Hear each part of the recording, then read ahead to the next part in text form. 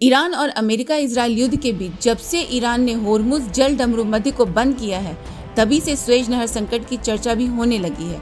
1956 में स्वेज नहर संकट तब पैदा हो गया था जब 26 जुलाई 1956 को मिस्र के तत्कालीन राष्ट्रपति गमाल अब्देल नासिर ने स्वेज नहर के राष्ट्रीयकरण की घोषणा कर दी, जो तब तक ब्रिटेन और फ्रांस के नियंत्रण में था। स्वेज नहर विश्व के सबसे महत्वपूर्ण जलमार्गों में से एक है, जो लगभग 12% वैश्विक व्यापार को संभालती है।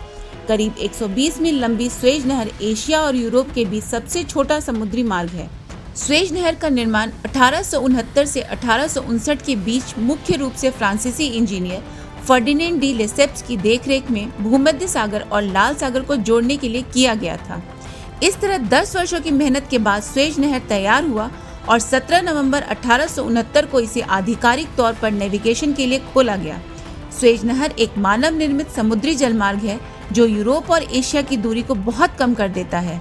स्वेज नहर की वजह से यूरोप से आने वाली समुद्री जहाजों को अफ्रीका के केप ऑफ गुड होप से गुजरने की जरूरत नहीं होती है और वे स्वेज नहर के माध्यम से एशिया आते हैं। स्वेज नहर की वजह से यूरोप और एशिया के बीच की दूरी करीब 7000 किलोमीटर कम हो जाती है। इससे समुद्री मार्ग के जरिए व्यापार सस्ता और काफी सुगम हो गया। दरअसल मिस्र नील नदी की विनाशकारी बाढ़ को नियंत्रित करने, सूखे से बचने, कृषि के लिए साल भर पानी उपलब्ध कराने और जल विद्युत पैदा करने और मिस्र को एक आधुनिक औद्योगिक राष्ट्र बनाने के उद्देश्य से नील नदी पर अस्वान डैम बनाना चाहता था। शुरू में तत्कालीन सोवियत संघ और अमेरिका ने बांध के निर्माण के लिए वित्तीय सहायता देने की बात कही थी, लेकिन बाद में वे अपने वादे से पीछे हट गए। मिस्र के राष्ट्रपति गमाल अब्देल नासिर इससे बहुत नाराज हुए।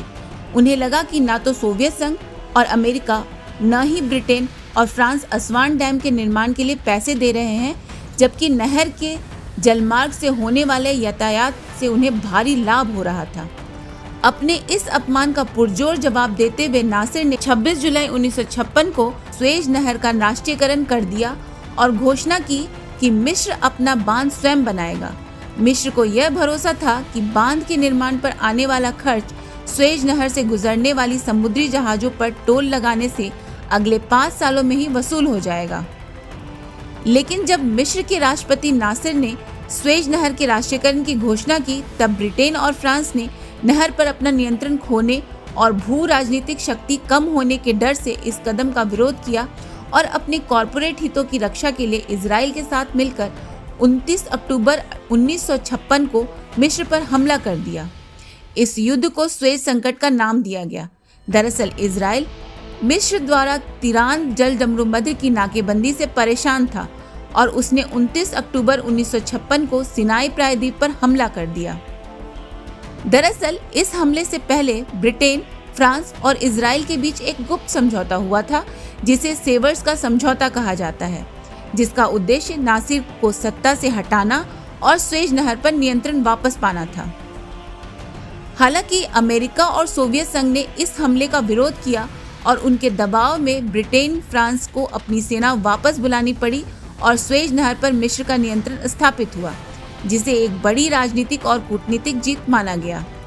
यह घटना इतिहास के उपनिवेशवाद के अंत और शीत युद्ध के दौरान महाशक्तियों के हस्तक्षेप के एक प्रमुख उदाहरण के रूप में दर्ज है। स्वेज नहर संकट ने एक वैश्विक महाशक्ति के रूप में ब्रिटेन के युग का अंत कर दिया।